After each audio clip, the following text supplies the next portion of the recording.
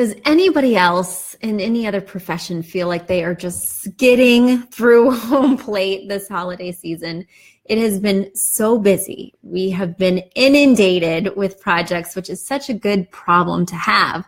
But everybody wants their lists ready for Black Friday. So I have been working round the clock. I wake up, come to the office, work doing admin and all that fun stuff from 9 to 6. And then I go home, make dinner, and I'm a mom from 6 to 9:30. And from 9:30 to 2, I'm a designer yet again. It's very cyclical this time of year, and I am living, breathing, constantly thinking about throw pillows, blankets, sofas, all things cozy and warm, because everybody wants to make a good impression come Thanksgiving. So hopefully you are subscribed to our Facebook page and you have seen our newsletter at Affordable Interior Design. Today we revealed our top 7 favorite last-minute tablescape ideas, and you can literally throw them together and make an amazing impression on your guests. So I hope you all are more ready for Thanksgiving than I am, because I will be making a lot of last minute choices, not just with my tablescape, but also I've not done any grocery shopping and 'tis the night before the holiday.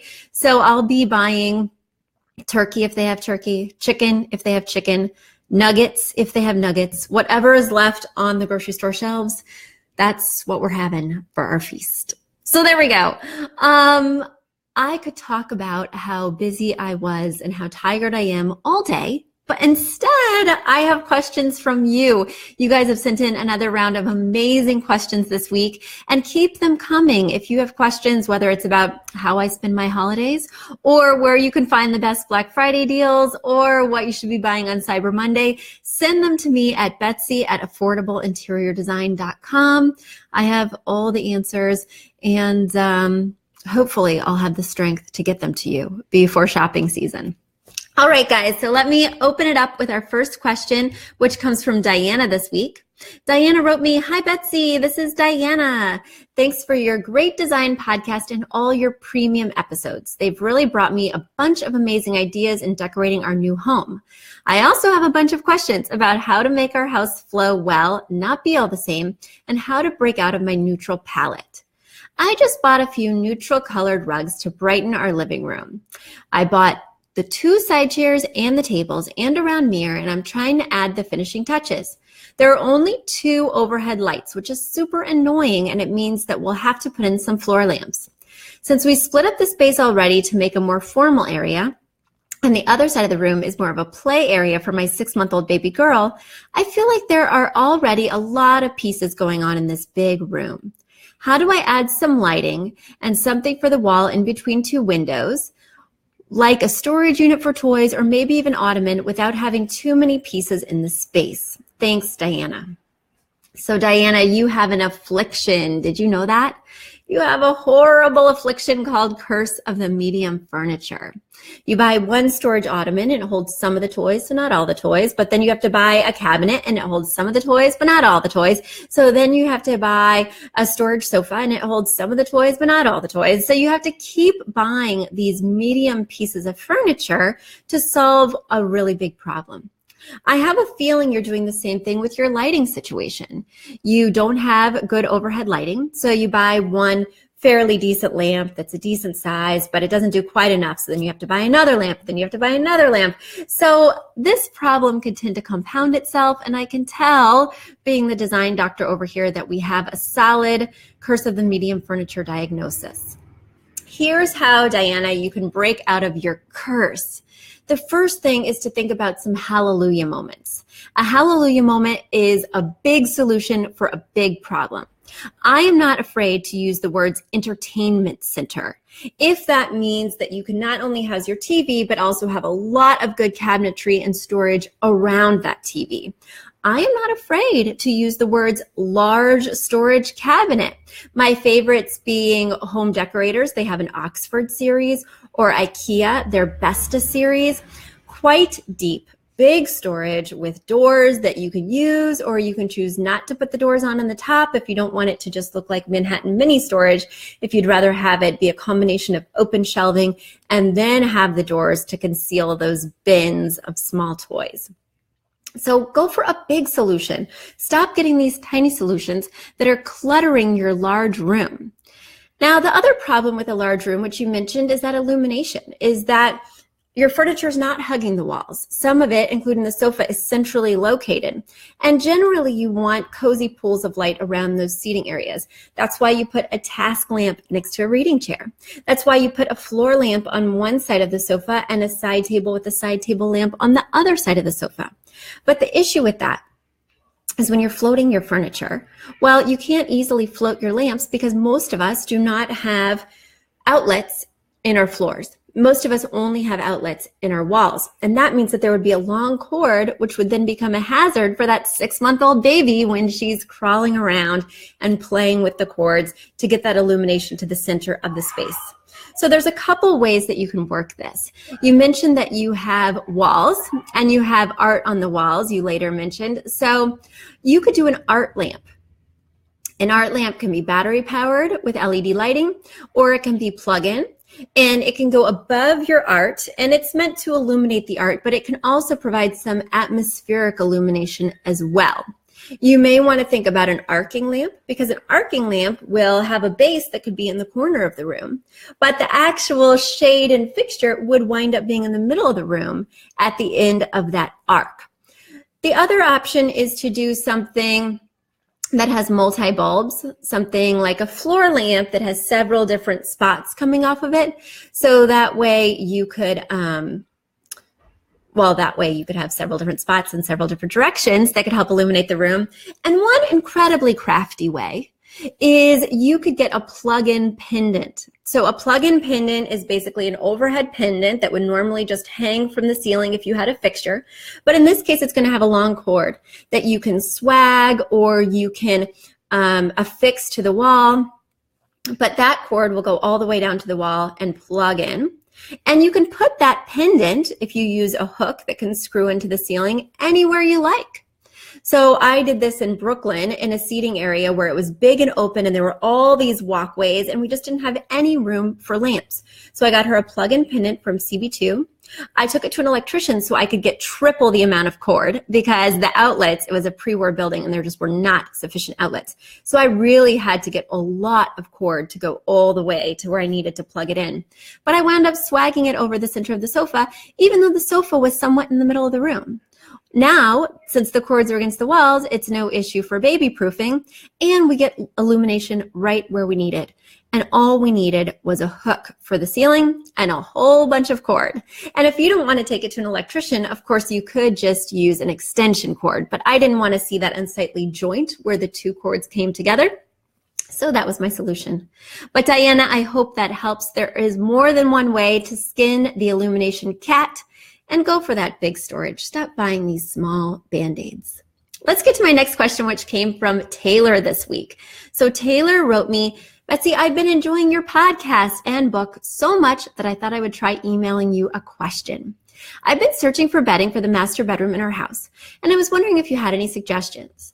My husband says that our comforters or sheets are rough to the touch, and he is right.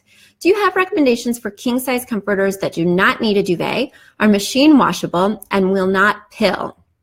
I'd like them to be a little pretty, some color, but not so much that my neutral-loving husband will feel unsettled.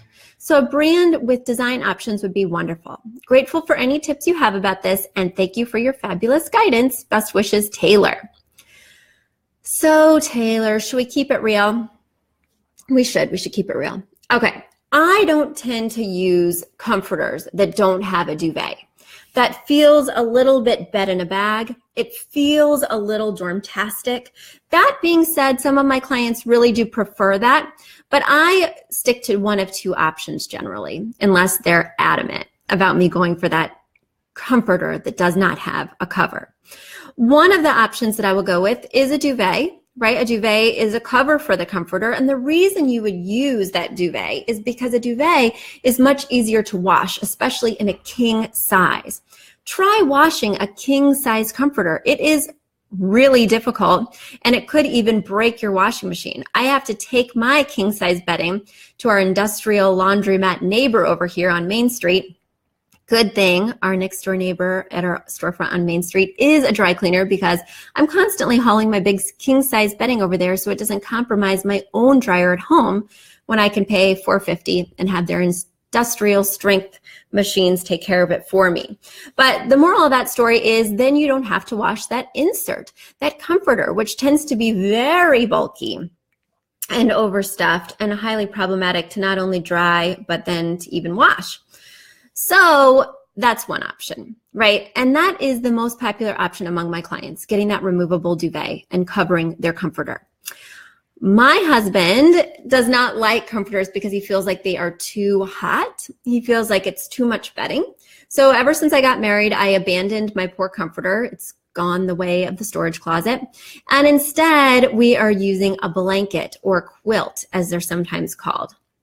Don't think about your grandma's quilt. They have lots of modern colors, textures, patterns, and it's just a thin style blanket that has a little bit more weight to it than an average blanket.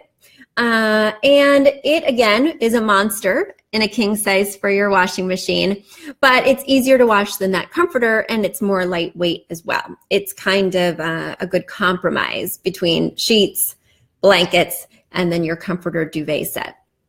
So, that's where I'm going with that. Now, if you guys are adamant, if you are yelling at me through your media player and saying, Betsy, we really just want a bed in a bag comforter, well, then Google is our friend, right? Head to Overstock, head to Wayfair, read those reviews. Everybody has a different skin sensitivity, so going by thread count can be deceptive. It's not always the answer. The higher the thread count, the more comfortable the sheets or bedding. Totally untrue, in my opinion. So that could be a good place to start. Just whittle it down by 4 or 5-star reviews only. Whittle it down by comforter without duvet or blanket, and you should find a lot of options in your niche. However, a lot of them may feel not so sophisticated because of what I mentioned before, that the comforter is sometimes a little compromised in terms of look. So perhaps go for a solid and then have a patterned rug or interesting art above the bed. I'm even open to bright, crisp, and white. There is nothing as classic. There is nothing as inviting as crisp white bedding. And of course, it's easily bleachable. So that is always a safe go-to. I hope that helps, Taylor. Keep us posted on what you choose. I would love to see if you can find a sophisticated bed in a bag option. So let's go to my next question that came in this week as I scroll here. David wrote me, Betsy, most of the rugs I see strike me as very feminine. Do you have recommendations for a good neutral rug for a bachelor pad? So feminine rugs, I was just I'm basically having an existential crisis with this gender situation. I was just talking to one of my clients yesterday who's a professor at Columbia, and she was saying, I want my space to look very feminine. I feel like that is too masculine. We were using these terms, and I feel like these terms are problematic in this day and age when I am completely on board with the idea that gender is a spectrum, and I'm also using masculine and feminine a lot in my everyday vernacular when I'm speaking about design. I'm having trouble finding new language, and I could say soft and hard. I could say rough and smooth, but those don't sum it up either. So if you guys have better gender neutral words to describe what I'm getting at, that would be amazing. But when we were talking, she was also worried by her word choice, and I told her, when I'm speaking about masculine things and feminine things in a space, I'm almost thinking about them in like a European way. So when I took French, they tell you certain words are feminine and certain words are masculine, like trash can would be feminine and flower would be masculine. So I'm almost thinking about it like that, more as a fact than a feeling. But David, you are worried about rugs. So let's just be gender stereotypical because I have not come up with better words. And if you come up with better words, please send them to me at betsy@affordableinteriordesign.com. I'm desperate to be more PC in this area. But in terms of rugs, the higher the pile, generally one associates it with more feminine qualities. it's softer, it's more plush, it's squishier, it looks more textured from afar. So the lower you go with like a cotton mat style or a flat weave or even a jute, well, that would feel more masculine. Also think about the patterns on top of the rug. So if the pattern is curved, swirling, of course, floral, well, that reads feminine. And if it's more geometric, if it's got a lot of straight lines, if it's got some modern abstract qualities to it, well, that would lend itself to feeling more masculine. And then we could go into colors, right? So certain colors would be masculine and certain colors would be feminine. Anything that has a warmth to it would be more feminine, like red, orange, yellow. Anything that has a coolness to it would be more masculine, like greens and blues and some shades of purple, even though purple tends to be a feminine color. But you were mentioning that you want it to be neutral. So when we're thinking about neutral, the warm neutrals are creams, beiges, tans, and you would want to stay away from those if you're feeling like rugs in those hues feel feminine. So in the neutral spectrum, a masculine color might be like a taupe or a gray beige, which I like to call grayish. And those are things that you could look for. In other words, the best rug for you, David, the most masculine rug for you would probably be a geometric grayish rug that has a pile that's less than 0.25 inches, which means it would be one of those flat mat style rugs. So now you are ready to go shopping, David. Fill up your online cart and get it all ready for those big Cyber Monday sales. Guys, it was such a pleasure talking to you again this week. I hope you have a wonderful Thanksgiving holiday. I hope you make all your dreams come true and get 50% off at every single store without getting trampled. And I hope that when you survive the holiday, you sit back, relax, and think of some amazingly delicious design questions for me. Send them to Betsy at affordableinteriordesign.com, and I'll be answering them next week. Until then,